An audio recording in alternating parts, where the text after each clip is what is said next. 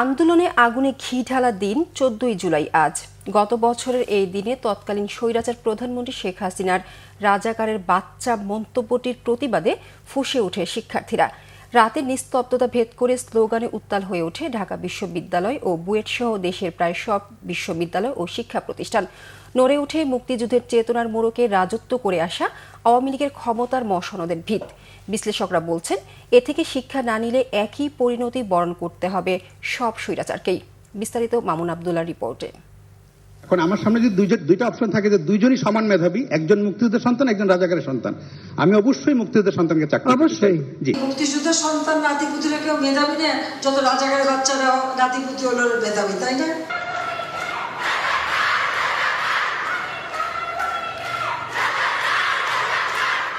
একটি প্রশ্ন আর এর জবাবে তুচ্ছ-তাচ্ছিল্য করা বক্তব্য।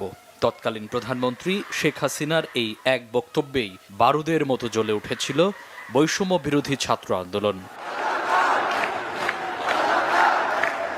দাবানল ছড়িয়ে পড়েছিল দীর্ঘ ১৬ বছরে চেতনার মোড়কে রাজ করে যাওয়া স্বৈরাচারের মসনদে।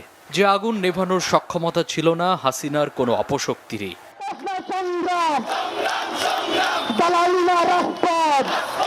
জুলাই আন্দোলনের মোড় ঘুরিয়ে দিতে যে কয়েকটি টার্ম বিশেষভাবে কাজ করেছে, তার মধ্যে শিক্ষার্থীদের উদ্দেশ্য করে স্বৈরাচার শেখ হাসিনার তুচ্ছ-তাচ্ছিল্য করে এই বক্তব্য অন্যতম।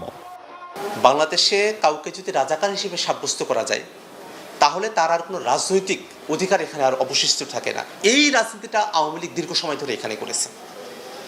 সত্যিকার অর্থে মুক্তিযুদ্ধের যে আকাঙ্ক্ষার জায়গা, সেটাকে তারা বাদ দিয়ে তাদের দলীয় আকাঙ্ক্ষাকে, দলীয় অন্যায্যতাগুলোকে তারা মুক্তিযুদ্ধের চেতনার মোড়কে তারা বাংলাদেশে তারা রাজ করে গেছে। সেই সময়টাতে যখন শিক্ষার্থীরা এই বক্তব্যের প্রতিবাদে তুমি কে আমি কে রাজাকার রাজাকার এই স্লোগানটা তারা শক্তভাবে দিতে পেরেছেন, সেদিনই আসলে আওয়ামী লীগের মুক্তিযুদ্ধের চেতনার মোড়কে যে নষ্ট রাজনীতি তারা করেছেন, সেটা আসলে পতন হয়ে গেছে।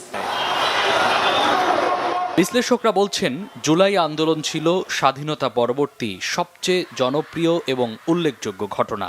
যে আন্দোলন থেকে শিক্ষা নিতে না পারলে যুগে যুগে স্বৈরাচারের পরিণতি হবে আরও ভয়াবহ। একটা স্বৈরশাসন এবং একটা অগণতান্ত্রিক শক্তির চূড়ান্ত পরিণতি কি হয়, আমরা 1971 সালে সেটা আমরা দেখেছি।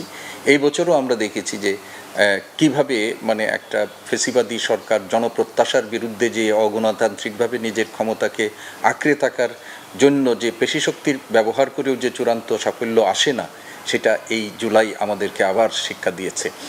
১৪ জুলাইয়ের এদিনেই আন্দোলনরত শিক্ষার্থীরা ঢাকায় গণপদযাত্রা করে রাষ্ট্রপতি বরাবর স্মারকলিপি প্রদান করে। মামুন আবদুল্লাহ, বাংলা ভিশন, ঢাকা।